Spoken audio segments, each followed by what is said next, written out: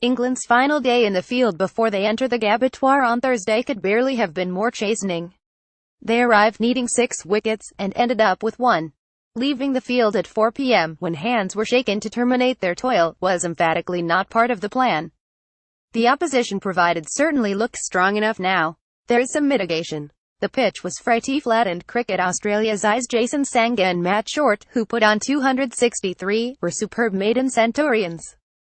Indeed, only Sachin Tendulkar, at Old Trafford in 1990, was younger in making a first-class century against England than Sangha, an 18-year-old from the Randwick Petersham club in Sydney who David Warner and Usman Khawaja, lying in wait in Brisbane, have represented. To boot, Sangha is the youngest first-class centurion in Australia for almost 25 years. The batsman then was one RT Ponting, also just a couple of months on from his 18th birthday, for Tasmania in January 1993. Trevor Bayliss was playing for New South Wales, the opposition, who also gave debuts to a couple of blokes called Glenn McGrath. He took a 5-wicket haul, naturally, and Adam Gilchrist. At no stage in his previous 3 innings, which had brought a combined 8 runs, including a second ball duck in the first innings here, did he look a player close to a composed, classy 100 like this. His is a name worth jotting down. England were largely listless in plan and execution. Mark Stoneman dropped Sangha on 43. A low Mason Crane toss drilled high and hard to extra cover. Stoneman could only pop the ball up, Crane kicking the turf in frustration at the third dropped catch off his bowling this match. He knew not that he had 4 more hours of this coming up. England must taking such catches because they will seldom come along. It is also worth noting that they did not hit the stumps with a shy in any of the first warm-up games. Crane and Moeen Ali were tidy enough, but the seam attack was benign and wicketless, with Stewart Broad anonymous, Chris Wokes cruising and Craig Overton flogged through ugly overs with ugly plans. It is no coincidence he has taken wickets when bowling a decent Australian length, not when ordered to fire bumpers to a leg trap. They set about experimenting, with Broad at one stage having 3 men from silly mid off to short extra cover, as well as a silly maiden.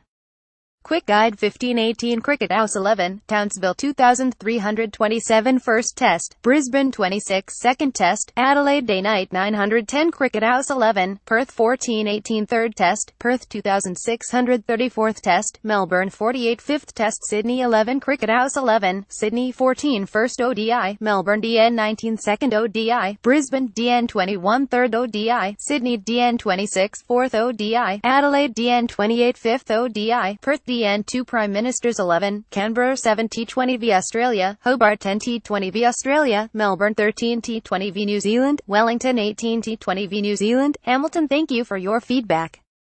The sense is that the Australians have the bowlers to take flat pitches out of the equation. England evidently do not. Jake Ball's absence has certainly seen his stock rise, and he fielded for the entire morning session before bowling 15 overs in the nets. Alistair Cook, meanwhile, stayed off the field all day. Sangha and Short inflicted on England 1 wicketless session, then another. At 3:26 p.m., 256 minutes into the day's play, Sangha went to sweep Crane, got a top edge, and David Malan took a decent catch, tumbling forward at short fine leg. Until then, the only thing that went to hand was a diving effort by a groundsman lurking beyond the boundary at long as Short tucked into Moeen. England's captain Joe Root leads his team off the pitch after their draw.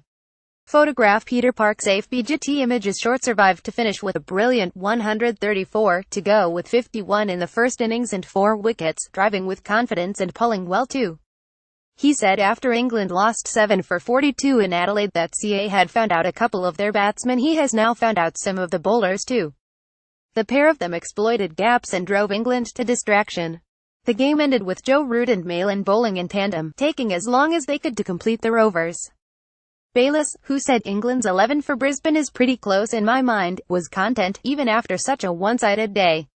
We are always a bit disappointed when we don't take 10 for 90, but the wicket was very flat, and those 2 young guys batted very well, he said.